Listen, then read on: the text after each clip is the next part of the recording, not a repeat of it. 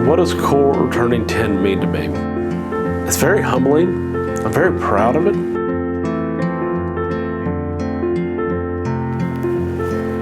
I can't believe it's been 10 years since I've been in here, but let's go inside and see where it all started.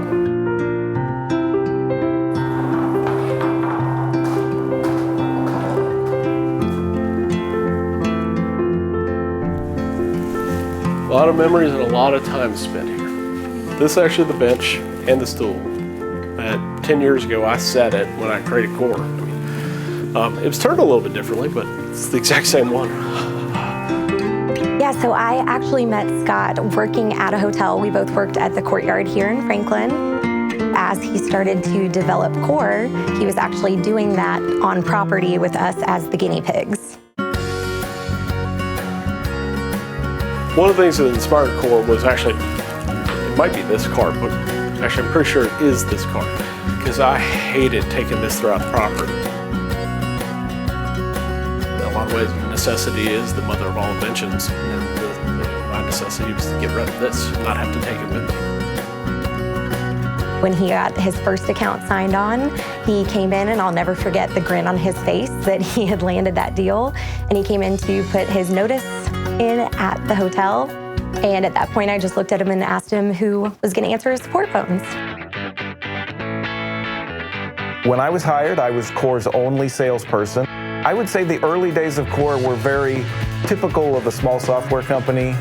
We were in a tiny office. There were lots of people sitting on top of each other. It was very hard to eliminate distractions from other conversations. And Kaylee and I actually shared an office that I don't think was any bigger than 8 by 8. We have had some pretty epic nerf wars. I don't think I'll ever forget the day that started. You know, we talk about tech companies and startups doing that, but when we would throw down. I did some Nerf gun wars. You know, if I had any bullets in here, we could start one right now. It's just fun. You know, it's the best place I've ever worked. And I tell people that all the time. It's got a good culture, a good family feel to it. If I come in and I'm having a bad day, there's always somebody that's going to put a smile on my face. Well, Quore has a lot of great stories. First brand I was ever invited to go to their corporate headquarters. Super nervous. I get to the hotel, getting dressed in the morning. I realized I packed a tuxedo, not a black suit. Luckily, there was a mall down the street and I was able to pull it off, but that one haunted me for years. The first kind of pitch or demo that we ever tried to do, nobody showed up for. You know, Kaylee and I practiced for like a week or so. I had these handwritten notes of where our prompts are, what features we're gonna click on. You know, we're really gonna sell them, and they didn't show up. While we're less of a startup now, I still like to think that we've kept a lot of that nimbleness and that startup mentality. There was definitely an energy to the office at that point in time because everybody knew that we had an opportunity in front of us. Early on, like one of the interesting challenges that we had to solve was putting smartphones or devices in people's hands. So it's like when I first started Quore, few people had iPhones, but it didn't have mass adoption like it does today. The managers didn't want people playing Angry Birds and Facebook on their phones. So we had to come up with some solution for this because mobile was the key to Quore. And it dawned on me one day, it's like, why don't we ship iPods? We had to provide these locked-down iPod touches with just the Quore mobile app and the camera available. We used to fight with Apple trying to get all the iPods, and We would work late, we would put on Lord of the Rings, maybe we would have a chili cook-off and just make the most of it.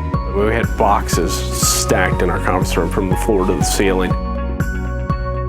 There was actually one moment where we bought more iPods in the Southeast than anybody else in the country. I mean, we bought a lot of iPods. Yeah, I was really glad when that stopped. My favorite thing about working at Quore is knowing that we're making a difference in our customers' lives. Their main job is to make sure that their guests are having a great experience, that their hotels are maintained, and our job is to make that easier for them. from my angle, coming from the customer side, coming from the training side, getting to work very closely with the customers, I mean, I think the way that we do customer service is second to none. Quore turning 10 years old to me, gosh, it feels kind of like we just started yesterday. I didn't really have any idea of how long it would go, how long it would last. And so hitting 10 years is still a little bit surreal. 10 is a big milestone. I never had any doubt that we would get here, but then again, we've always exceeded our goals. The number of businesses that make it to 10 years is some astronomically small number. So what it tells me is that we've got a product, again, that provides value to our customers. It used to just be me doing accounting and David and Kaylee sharing an office doing the sales, and you know, and now it's big. We've done a lot. We've grown big time, and we're still growing. The demand and the need for a product like ours is big, and we have come nowhere near saturating the opportunities that we have for it. And so I'm optimistic and looking forward to the next 5 and 10 years too. You know, I feel like we've got so much more to accomplish. You always kind of keep that startup mentality and kind of keep your foot on the gas, and I'm kind of more excited about what's ahead.